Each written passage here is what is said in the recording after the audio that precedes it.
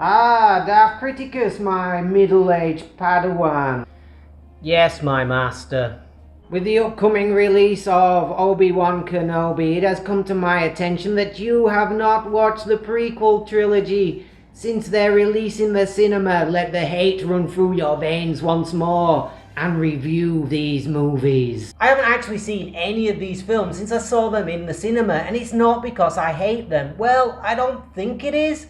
In fact, I only ever even really remember them now as weird vignettes, picked up through cultural assimilation, video game references, and memes.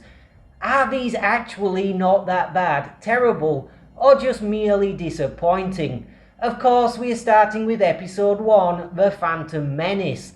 Let's cut to the chase. It was a whole 17 minutes into this when I checked to see how long was left, because I was bored already and was like, oh god, we have another 2 hours to go and then 2 more films that are maybe just as bad and even longer. I wasn't just merely disappointed in The Phantom Menace, I actively hated watching it.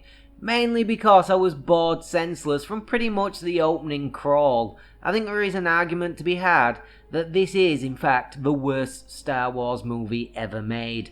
Not counting the holiday special, of course. I hate The Rise of Skywalker, but that hate generates some form of entertainment value of its own. Whereas Phantom, bored indifference was my general feeling throughout, and here's why. The Phantom Menace has what I'm going to call the 4 horsemen of the bad movie apocalypse in it.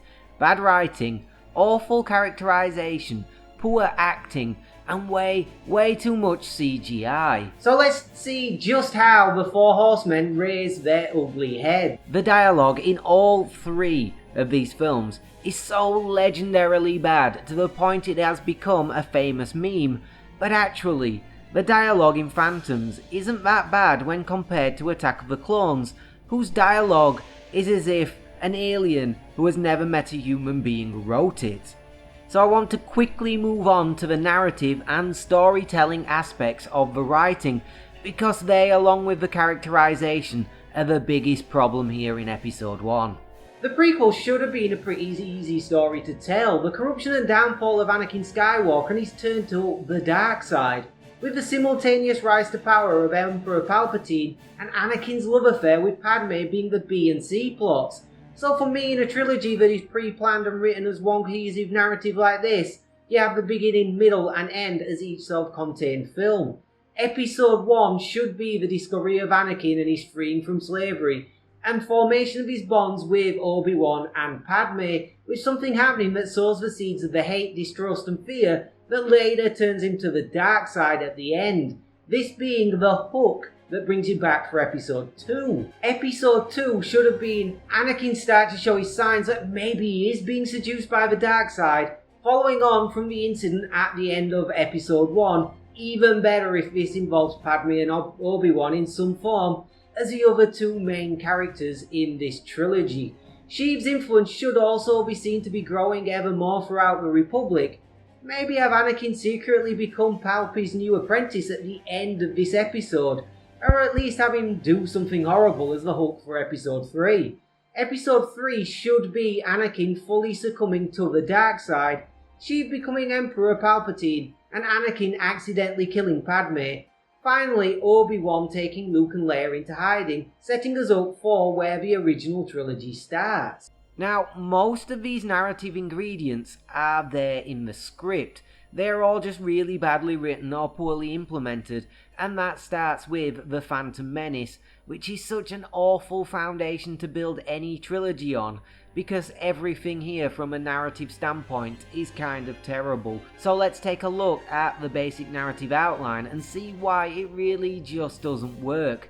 We open with a galactic trade dispute and blockade of the planet Naboo, which is being orchestrated by the Trade Federation at the behest of the evil Sith Lord Darth Sidious. Plus we get to meet our 2 heroes for this movie, Qui-Gon Jinn and Obi-Wan Kenobi. This opening is just boring, which is why, after 17 minutes, I was already clock watching. This is a far cry from the opening scene of A New Hope, which even now is a masterpiece of scene setting and editing. Anyone can watch the first 5 minutes of A New Hope and firstly understand the entire situation in the galaxy and who the good guys and the bad guys are, and that the plot is going to revolve around the search for the Death Star plans, which is this film's MacGuffin.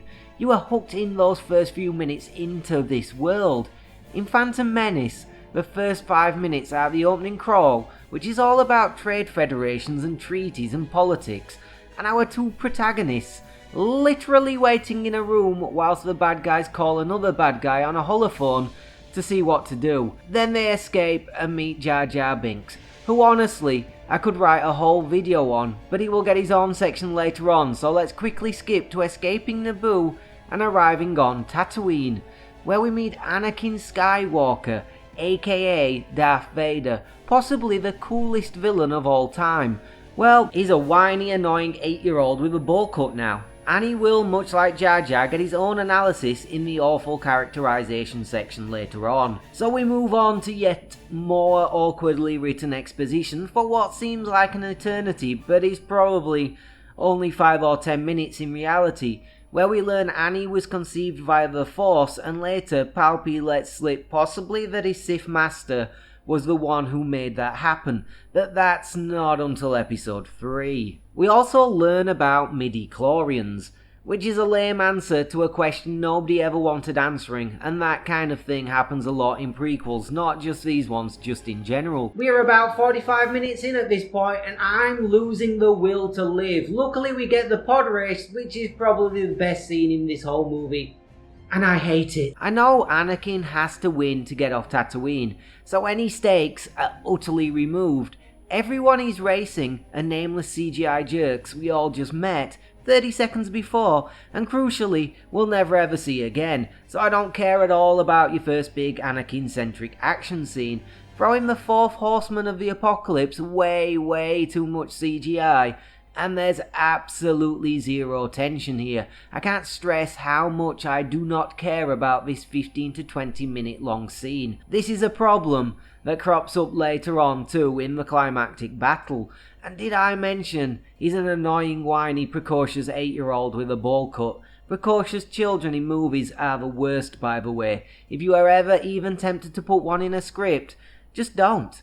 We also get the very beginnings of Anakin and Padme's love affair here, which just seems weird from the very start. He's an annoying 8-year-old with a bowl cut, and she's a 16 or 17-year-old Natalie Portman pretending to be a 14-year-old. It's at this point I feel I need to interject and say who thought making her an elected 14-year-old monarch who wields executive power over a whole planet was a good thing to write down on paper and then film as part of your multi-billion-dollar film franchise. It makes no sense.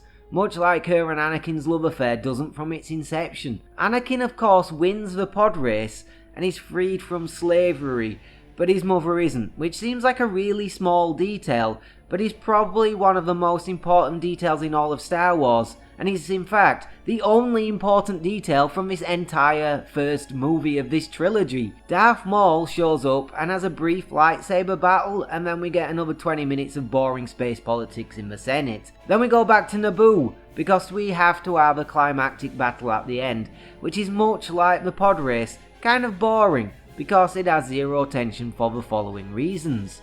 One of the biggest problems I have with a lot of the action scenes, especially in the Phantom Menace, are that they are obviously CGI characters fighting other obviously CGI characters. The final climactic battle is in fact two very obviously CGI armies that are in a CGI environment firing CGI weapons. I don't care about anyone here. That gets even worse for the real climactic battle between Qui-Gon, Darth Maul and Obi-Wan. Qui-Gon is arguably the actual real protagonist of episode 1, but there really isn't much you can say about him because he's a fairly dour character, then he dies, which doesn't really have a huge impact on you as an audience member because you know he has to die anyway, seeing as we know that Obi-Wan was the one who trained Anakin already from the original trilogy. His opponent is a new character that we are introduced to in episode 1, the first of Darth Sidious's apprentices, Darth Maul. A character so lacking in actual character or character development, it is an insult to the very word character to even describe him having one. He looks cool, and has a double-bladed lightsaber, then for all intents and purposes, as far as the movie-going audience are concerned, he dies. Here begins and ends Darth Maul's character and character arc in the film franchise. In the extended universe, I'm well aware he's gone on to have an amazing character arc. He definitely doesn't have one in this film. So yeah, I again don't care one jot about this battle because both of the characters are essentially throwaway ones who have no real character. So as you can see, the plot hits all of those beats I outlined prior, just with problems attached to them. We see the beginnings of Sheev's rise to power, but much like real-world political shenanigans, it is really boring. The seeds of Anakin's fear, distrust, and loss have all been sown, but they somehow managed to turn the most feared man in the galaxy into an annoying 8-year-old. Him being 8 this whole opening film actually has major knock-on effects for remaining narrative in the trilogy, which we will cover in more detail when we get to it. He and Padme's love also kind of started, but it's just so awkwardly written and conceived from the very start that it makes no sense that these two people would ever love each other. Now, we come to the second horseman of the apocalypse, the awful characterization in this film, which ranges from badly done to, oh god, this is less a character and more a black hole where all forms of character are sucked into and disappear, never to be seen again. The worst of these has to be Anakin Skywalker, who should be our central protagonist. Let's start with him. I joked about Anakin being an annoying 8-year-old child in the narrative section of this video, but there's a reason that is really bad writing and characterization.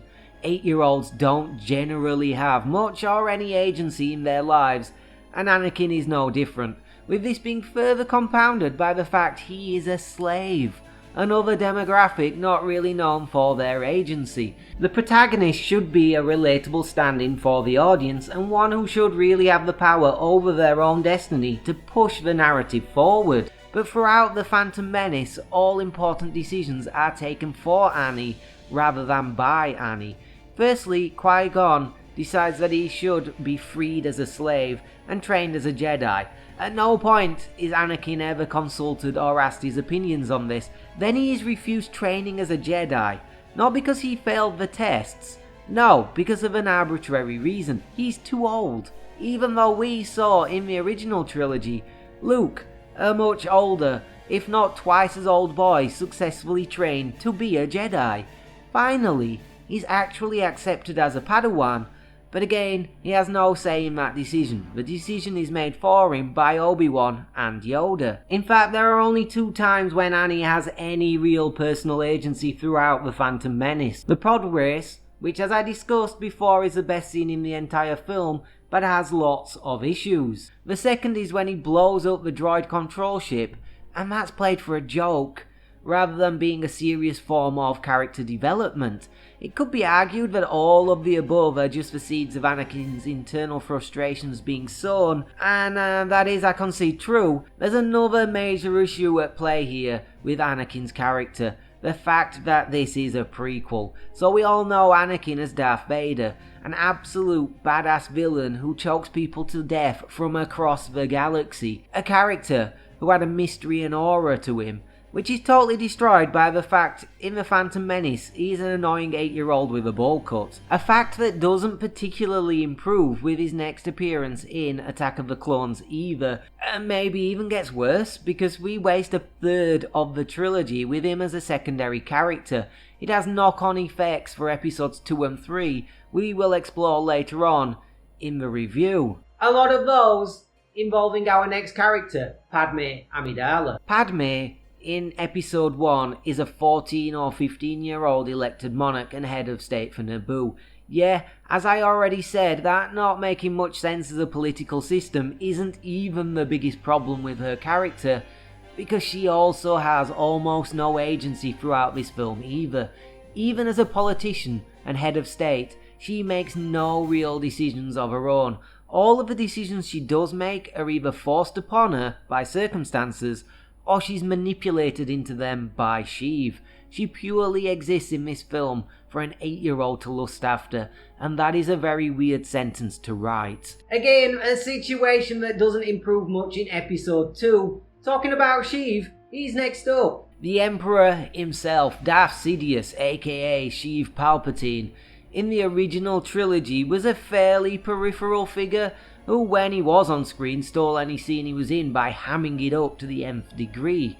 In The Phantom Menace, he's meant to be a shadowy figure pulling all the strings in the background, positioning all the pieces around the board for him to ultimately ascend to power and become Emperor. Two problems with that as written. We all know he is the one doing it, so there's no real shadowy mystery about his character, and what he's doing is kind of boring narratively. So whenever he's on screen, what you are usually getting is an information dump about space politics, and he isn't hammy because he's a straight-laced career politician at this point.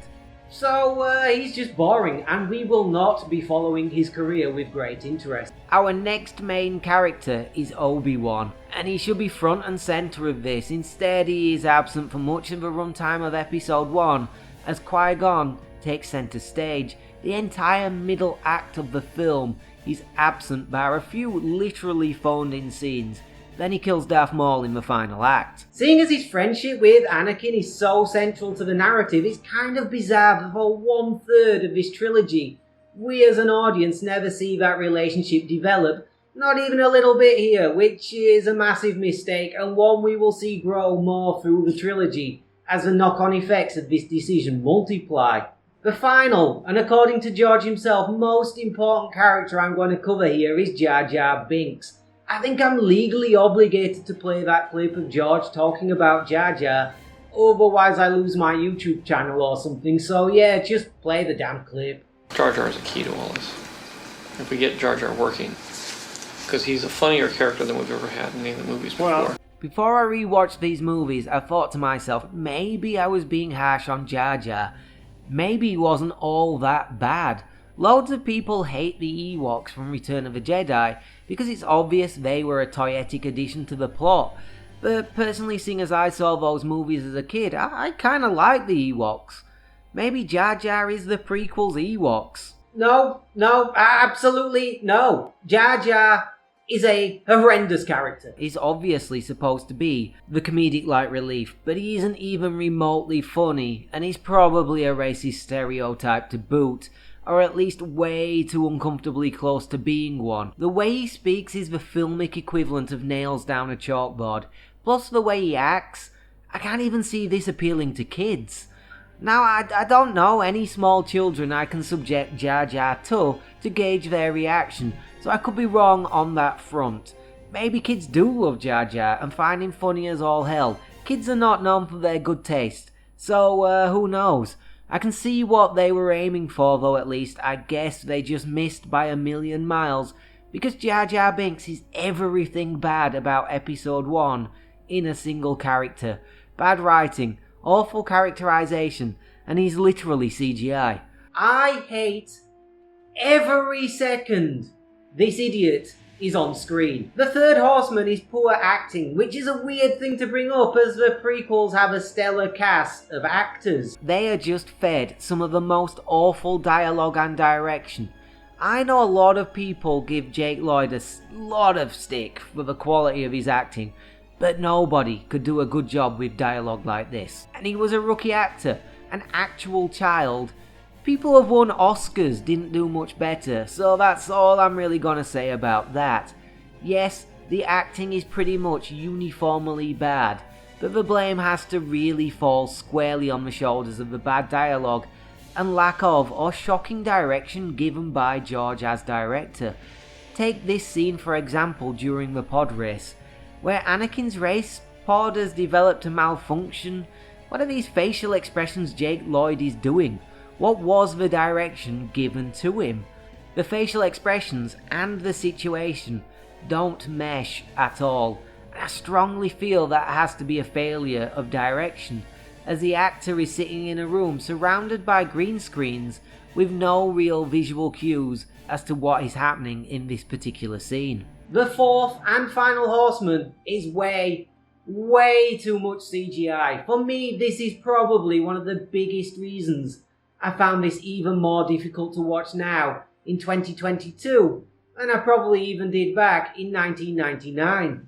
There is a 99% chance, if you take any scene in this film at random, it will be wholly or majorly constructed via CGI, and it looks bad, and so obviously not real.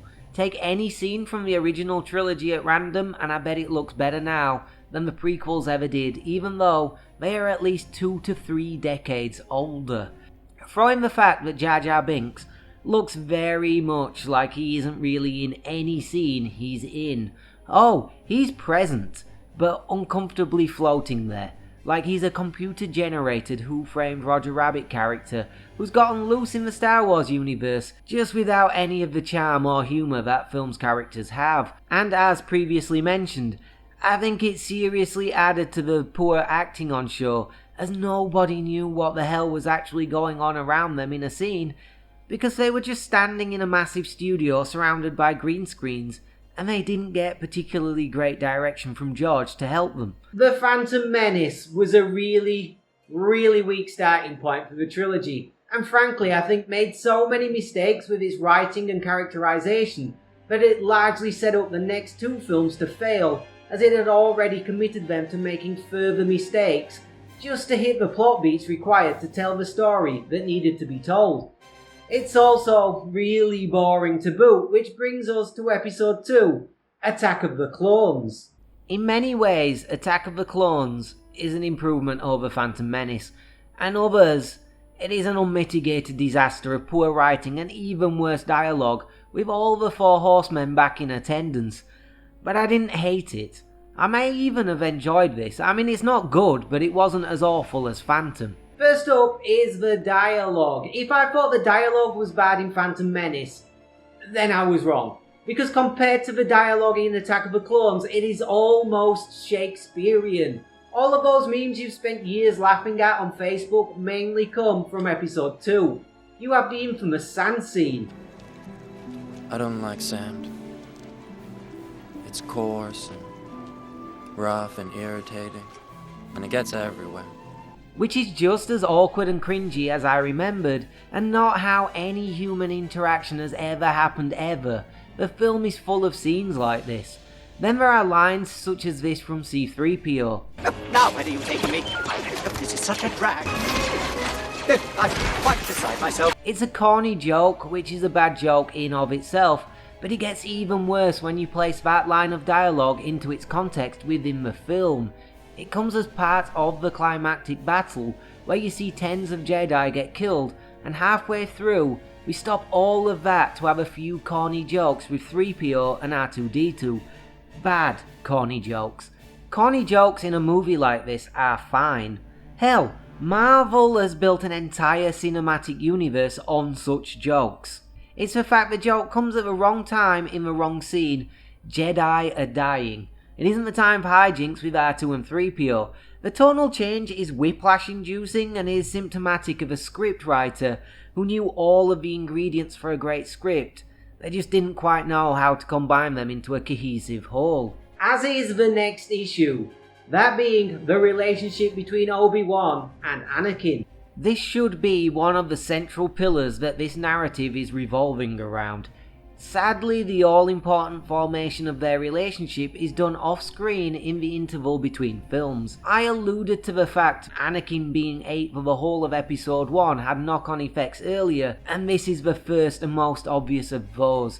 We really should have gotten the formation of Obi-Wan and Anakin's relationship in that first foundational story. Instead, we basically got nothing. So, when we arrive as an audience, it is with our prior knowledge of the original trilogy where Obi-Wan describes Anakin as his good friend. Yet he seems to be thoroughly annoyed by everything about him, and can't wait to get rid of him throughout the next 2 films. Like he's in a marriage he just can't get out of for whatever reason and desperately wants to. It isn't much better from Anakin's side either. We constantly see him complain to Padme about Obi-Wan, how he's holding him back out of jealousy, how he hates being subordinate to him, and frankly, how he hates being in Obi-Wan's presence.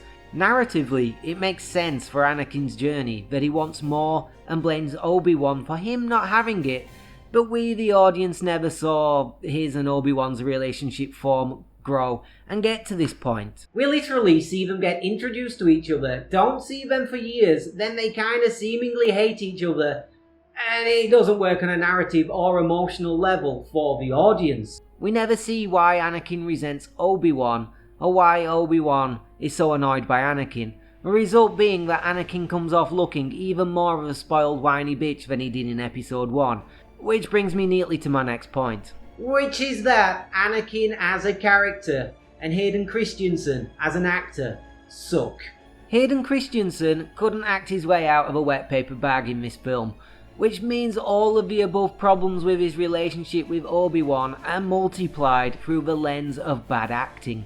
When he's having his nightmares about his mother, I genuinely laughed out loud at just how woeful the acting on display truly was. I really can't take scenes he's in seriously, even when they are meant to be serious scenes. Added to all that, Anakin as a character just straight out sucks. He's whiny, arrogant, impatient, resentful, and I'm just gonna throw this out there, but gives off real creepy vibes towards Padme. She should be getting a restraining order on this guy because he definitely gives off he's in the bushes jacking it off peeking through her curtains at 1 AM vibes. But what does she do instead? She marries him. Which brings me to my next bone of contention. This section of the video is titled, "Oh God, that romance," in my notes, and I'm pretty sure anyone who has seen this film knows exactly what I mean by that alone. But let me explain further just how unrealistic and creepy this romance actually is. This is the second major issue with having Anakin as an 8-year-old for the whole first film. The fact he's loved her since he met her is just weird. He's 8, she's almost double his age at that point. So right from the off, the romance starts on a weird and kind of creepy vibe. Had Anakin aged at some point in episode 1, or just started out around Luke's age, their relationship could have had a solid and realistic foundation. Instead, we jump to their meeting for the first time in 10 years in episode 2, and Anakin goes into full-on creeper mode, and Padme flat out tells him he's making her uncomfortable, which he fully ignores and goes into hyper-creep mode. Then he rips into her verbally, because she rightly points out he's only a Padawan and not a Jedi Master yet when her former chief advisor acknowledges him as such. Dude is sending out Run for the Hills vibes, which is strange because that's exactly where she has suggested they go hide out. Then we get Anakin's infamous opinion on sand, followed by their first kiss. I'm a happily married man these days, but had I known all I had to do to get a woman's knickers to drop off is to give one of the worst diatribes on sand imaginable, I'd have done it far more often in my younger years. After, he once again forcibly, and I have to say uncomfortably due to the woeful dialogue, professes his love. They agree to let it lie and never speak of their attraction again. Then Anakin murders a whole bunch of Tusken Raiders, including the women and children. Padme must really like Mad Lads because it's not long after she professes her undying love for him. They then get married. I think their entire love arc is 5, maybe 6 scenes long, and in at least 4 of those, Anakin is an insufferable prick, either towards her or someone else. There is no reason that Padme would ever love this man. He's an entirely unlikable jerk. The real reason they fall in love is because the narrative demands it, rather than because it's a believable state of affairs that would naturally occur. It's just yet more bad writing, which I think most of the problems with the prequels come down to in the end. I'd go as far as to say the love story between Padme and Anakin is the lowest point in the entire Star Wars franchise. Twilight is a better love story than this. The next problem I have is much like Phantom before it, this has some huge spectacular action set pieces. Same problem as before though, they are undermined by a few things. Firstly, there is no tension at all because even when our heroes are placed in danger, we know they can't die, so it's almost pointless even putting them in harm's way in the first place. Oh no! Padme has fallen into a molten steel processing cauldron. Will she be incinerated by molten steel? Of course not, and you know she won't be because she didn't give birth to Luke and Leia yet. It's the kind of scene that the 1960s Batman TV show used to play off as a running joke, except here it's entirely serious. Is Anakin going to be sliced and diced by Count Dooku? Who cares, because he becomes Darth Vader. Ditto for Obi-Wan, he's still alive in New Hope. Do we care if Count Dooku dies? Frankly again, no, because he is as pointless and faceless a character, and yes, I'm doing air quotes for character, as Darth Maul was. The people who do die are Jedi we have never before seen, and will never see again, or CGI droids, and or Geonosians, and they look like hideous bugs. If one of those appeared anywhere near me, I'd be emptying 50 cans of Raid on it. Secondly, the action scenes are yet again largely in soulless looking CGI environments that look horribly fake. It's just another tension killer.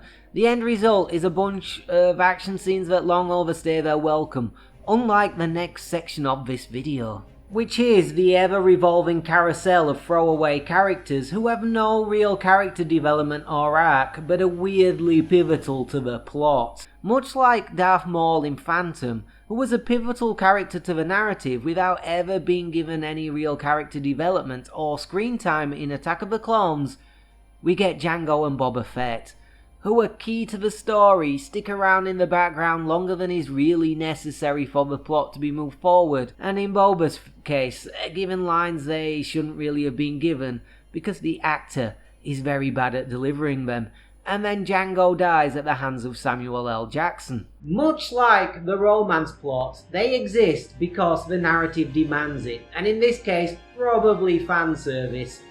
But they are never really fleshed out enough to matter as actual characters, and in the end, turn into mere plot devices that are then just discarded. With Jango's death having zero impact because he was never really a character you could care about to begin with. Which is a shame, because they had huge amounts of potential. It's just wasted by yet more bad writing. I've brought my next point up as part of various prior points, but I really have to reiterate how yet again everything here is CGI. An attempt was made to have at least one thing per scene that wasn't CGI, but these just stick out like sore thumbs. In the case of the balcony that Sheev witnesses the clone army from, it really highlights just how bad the CGI is in fact. It's this horrible mesh of real and fake, and the fake looks like an early beta test animation for the Clone Wars animated series. It takes me out of every scene I see it in, and it's in literally every scene. Last but not least in the good god this was awful section of the review. Yoda looks ridiculous fighting Count Dooku. I don't care if it's canon or not in the extended universe or some comic book or whatever that Yoda was an excellent swordsman. It looks ridiculous on screen. On rewatching this fight with Dooku, I just shook my head and thought, good god, how did I forget how ludicrous this looks? So let's just move on to why this is at least better than Phantom Menace in my opinion. Unlike Phantom, at no point during Attack of the Clones did I actually look at my watch or the time that had elapsed or how much more of the runtime I had to suffer through, which already in my mind makes it a better film than Phantom. But if you need more convincing, here are a few reasons I can think of. Attack of the Clones starts with a bang and never lets that pace up. The plot beats here make way more sense than they ever did in episode 1. We open with the assassination attempt on Padme, followed by Anakin and Obi-Wan chasing the assassin through the, I'm gonna say, streets of Coruscant, even though it doesn't really have any, which leads into the romance plot, which is awful, but it has its comedy value, and Obi-Wan going off and discovering the clone army, his battles with the Fets, and eventually them all meeting back up on Geonosis for the climactic battle. All while that goes on in the background, there is the subtle political intrigue plot thread of who actually ordered the clone army, who is the one pulling the strings, etc. It all feels far more cohesive and flows much better as a film than Phantom does for me. Anakin's descent into the dark side should really be the main narrative thrust of the entire trilogy, but he's often relegated to being a bit part player, except in Attack of the Clones where we actually see some real tragedy, anger and hate build in Anakin that eventually pushes him fully into the dark side. After many years of yearning for his mother, he finally reunites with her, only for her to die in his arms, and in his grief he gives in to the pain and anger, killing all of the Tusken Raiders, including the women and children. It foreshadows his eventual full descent to the dark side and him murdering the youngling. We also see that Anakin actually has a way better relationship with Palpatine than he appears to with Obi-Wan, so it's no surprise when he turns to Palpatine for advice in episode 3 rather than his supposed friend and mentor. I'm not saying it is brilliantly done, and it's a little bit too on the nose sometimes, like when his shadow morphs into Vader on the Lars Homestead, but it's better than anything Phantom's managed with the character. Finally, and probably for me most importantly, I don't find Attack of the Clones boring. I watch movies to be entertained. Now, that entertainment can come from any number of avenues that could even be how hilariously bad the film actually is. For evidence, see most of the films I review on this channel, and that's partly true with this film too. The plot skips along at a good enough pace and has just enough pew-pews and lightsabers and things I'm mildly interested in to keep me entertained, with a massive dollop of unintentional entertainment at just how bad that romance and dialogue actually is. So 2/3 into this trilogy, and we've had an incredibly boring opening which gave the trilogy very shaky foundations that not unsurprisingly were built on with a not much less shaky follow-up in episode 2, which isn't boring to me but has some of the worst dialogue known to man in it, so I can easily see why someone would hate both equally. Which brings us to episode 3 and Revenge of the Sith. The last in the prequel trilogy is also by far the best. I'd go as far as to say this is the 5th best Star Wars movie out of the 11 live action ones released to date, in my opinion. Which is actually more a comment on the quality of the 6 below it in that list than a rousing endorsement of this one, because it still suffers from many of the same problems as the prior 2 sequels. So let's just start at the beginning and go through this, dealing with any praise or criticism as they crop up. We get a cold open action scene that follows on directly from the opening crawl and takes up the first 25 minutes or so of the 2-hour 20-minute runtime. It is by far the best opening to any of the prequels, but sometimes less is more, and I feel like this is a definite case of that. Just take any shot from the opening, say 5 to 10 minutes, and every single inch of the screen is almost full of action or some CGI asset. Either in the forefront with our 2 protagonists flying towards General Grievous' ship, or in the background where it looks like someone found the clone asset tool for the first time and just went bonkers with it. You can barely tell that we are above Coruscant due to the sheer amount of ships and other miscellaneous CGI gumph. It's difficult to actually focus on what you are meant to be focusing on due to the sheer mess of stuff on screen. I think a lot of modern filmmakers mistake more things on screen at any one time as epic, and bigger is better. In the case of Zulu or Waterloo, yes, it's epic because they are real people in a real location doing actual things. In the case of Star Wars, not so much epic as overblown, bloated, and just distracting, which pulls you out of the film rather than into it. Talking of overblown and bloated things, the cast of characters in this trilogy is one of them, and we are introduced to this week's disposable villain of the week, General Grievous, in this opening action scene. Yet another villainous character who has a key role in pushing the plot forward a little bit, then dies, has absolutely zero character development or character arc, and whose entire character can be summed up as looks cool and may or may not be able to sell toys.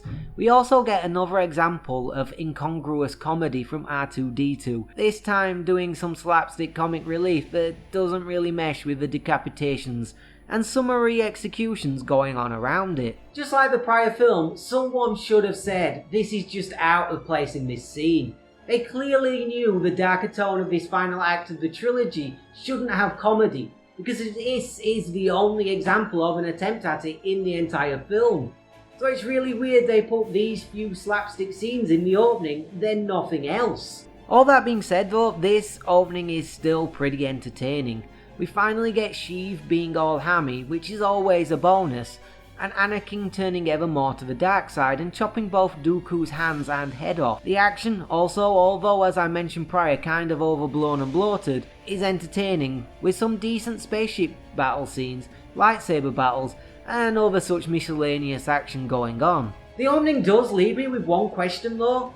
How does nobody know Palpy is the Sith Lord they are looking for? The Jedi know they are looking for a Sith Lord who has taken control of the Senate and is at the center of everything that has been happening throughout the political intrigue that has been going on in the background of these 3 flicks. There's literally one candidate, Sheev Palpatine. Also, why didn't Dooku grass him up before Anakin killed him? Yes, I'm aware that's actually 2 separate questions, but this is kind of that large and gaping a plot hole. It's not like Sheev and Dooku have any honor. They are literal Sith Lords, and Sheev is telling Annie to kill him. I'm not even evil, and I'd totally be like, he's a Sith Lord, it's him, he's the one you want, I'm just the lackey. I know the dark side of the Force has the ability to cloud people's judgment, and that is brought up as a reason to disbelieve Dooku in Episode 2.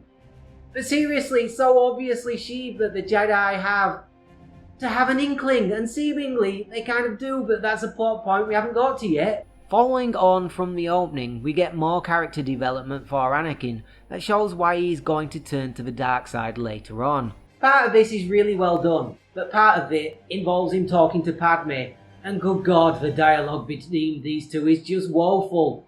Has any human ever conversed with another human like this before? Just take a listen to this passage of dialogue between them. You're so beautiful. It's only because I'm so in love. Jesus wept. It is like they can only converse in painful cliches. The good parts though are the premonitions he has that set up his turn to the dark side and mirror those of the loss of his mother, which is largely the source of his anger and hurt. It makes absolute sense that he wouldn't want to lose Padme like he lost his mother, so would be seduced by the promises Palpatine makes. At least Anakin's friendship with him is also fairly realistic compared to his friendship with Obi-Wan, seeing as Palpatine massages his ego and promises him things he knows Anakin covets, and is someone who has given him a lot and is probably the closest to a father figure he has, so it's no real surprise he would fall for Sheev's promises. We also get the one scene in the entire trilogy that has decent cinematography, when he is discussing the visions with Yoda as the light falls across his face, casting dark, ominous shadows. The next few scenes further set up the push towards the dark side by setting up a wedge between Anakin and the Jedi Council. Again, it's a mixed bag of good and bad writing. The bad is the whole plot surrounding Anakin and Palpy is all kind of too convenient. Everyone knows what they are doing is idiotic and likely to lead to trouble, but do it anyway, and I know it is because of the prophecy. It's still bad writing IMO to have people acknowledge that what they're doing is stupid, and to do it anyway because, well, he's the chosen one, the prophecy says so. Added to this is the fact we are meant to believe that nobody knows that Palpatine is Darth Sidious, except when the Jedi Council all of a sudden suspect he is Darth Sidious, but play right into his hands anyway by putting him and Anakin even closer together. It's once again things happening because the narrative demands them to, rather than because they are believable situations. Even in a universe with space wizards, events still need to have a logical in-film setup, build-up and payoff. Parts of this are well done, like the fact that Palpatine can ham it up and has actual scenes where he manipulates Anakin in a believable way, promising things we know as an audience that Anakin wants and will be seduced by. The fear of loss is what ultimately turns him to the dark side, and this is what Palpatine exploits. Even this, though, is somewhat let down by the poor characterization that Annie received in the first 2 movies. Where we essentially wasted 1/3 of the trilogy with him being an 8-year-old who has absolutely no agency or character development, which, as I previously said, has consequences for your future potential narratives. You now have to cram really important character development into 2 films instead of 3. So in the second film, an attempt is made to cram 2 plot threads into about 40 minutes. The loss of his mother and him falling in love with Padme. It achieves both as plot beats, but badly because both are so rushed. So when finally we get to the 3rd movie, yeah, his motivations make sense and I can relate to them, but it still kind of feels undercooked, like we needed more setup and build up to this turn to the dark side. We're now into the final act of the film, And you know what that means in this trilogy, yet another tensionless, overblown CGI versus CGI action set piece, this time on Kashyyyk, and whatever this planet General Grievous is hiding on is called, with just the one real element that looks so ridiculous amongst the CGI, that being Obi-Wan riding this lizard thing that at no point ever looks real. Interspersed with this is Anakin's final fall to the dark side, and I have to say, Palpatine hamming it up and shooting lightning out of his fingers, even though it always seems to injure him more than his enemies, is always a joy to watch. One thing though, during his execution of Order 66, did Palpy call every single person individually? We get maybe 5 or 6 examples of him calling the clone troopers, and individually invoking the Order seems fairly inconvenient for him, and conveniently also allows Yoda to escape. But one thing I always see praised about this film in particular, and the prequels in general, is the final fight between the newly minted Darth Vader and Obi-Wan. Personally, I have issues. Even if this is a great action scene, and probably the best lightsaber battle in the entire franchise, it falls flat emotionally for the following reasons. Firstly, is this exchange between Obi-Wan and Padme. I will not kill Anakin. He is like my brother. Shame we never actually got to see this in any of the 3 films. In fact, what we did see in the fairly few scenes the 2 characters were actually together was that Obi-Wan was annoyed by Anakin and couldn't wait to get away from him, which he did in every single film. The first film he is only united with him in the last few minutes. In episode 2 they go their separate ways early on and only meet back up right at the end where Anakin cocks it right up and nearly gets them both killed. And even this movie, they are in very few scenes together before they both once again go their separate ways before the final climactic face-off. I know I've said this about 4 or 5 times now, but this is why I think it was such a mistake to make Anakin 8 for the entire runtime of episode 1. It meant the real meat and potatoes of his downfall were condensed into 2 films rather than 3. Meaning we never get a real sense as an audience of Obi-Wan and Anakin's true relationship. We just get the bare minimum needed to push the narrative along. That being that Anakin is jealous of and resents Obi-Wan, and Obi-Wan giving some mild justification for those feelings. Those are the scenes we see and have time for. Which brings me to my next point, and that's this back and forth between Padme and Anakin. Obi-Wan was right. You've changed. Nope, he was always an insufferable prick. It's one of the main problems with this entire trilogy, in fact. From episode 1 to now, he's always been a whiny creep. I think the biggest narrative failing is Anakin and his characterization. He has no real character arc. He starts out an insecure, whiny small child and ends up an insecure, whiny, jealous man. So no, Obi-Wan is wrong. Anakin was always this person. Then Padme dies of sadness. This is such a bad piece of writing, I can't believe nobody brought it up in production meetings.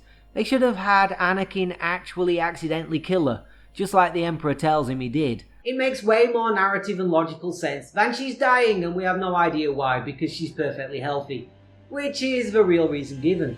The final scenes where we finally get to see the iconic Darth Vader sums up this entire trilogy as he stumbles about and does jazz hands while screaming, "No!" I get what they were going for. He isn't quite used to his new robotic legs, arms and suit, but like a lot of his trilogy, it just doesn't work and is frankly kind of ridiculous. It made it into one of the biggest franchises to ever exist. I have to add, the real reason this is the best prequel film is because we don't get any Jar Jar Binks, apart from a tiny cameo at the end. I started out on this journey genuinely wanting to like the Star Wars prequels, a series of movies I've now seen twice, and I'll be brutally honest, if I ever see Phantom Menace again, it will be too soon. So that put me in a bad frame of mind for the rest of the trilogy. In fact, it took me a further month to even bother watching the next 2 films due to sheer bored indifference Phantom induced. It's such a boring way to start. It also essentially wastes 1/3 of the trilogy on a story that doesn't really matter because the only really important event is Anakin being separated from his mother, which means all the important bits of his downfall and turn to the dark side are squeezed into 2 films, and as a result feel a little bit undercooked. As for those other 2 movies, they have their problems but are enjoyable enough that if the opportunity arose, I wouldn't say no to watching them again. Which brings me right back to the beginning of this review, and the question I asked myself: are these actually terrible, or just merely disappointing? And the answer is, I'm entirely indifferent to them. I neither love or love them, and that's probably why it will be another 25 years before I ever watch them again.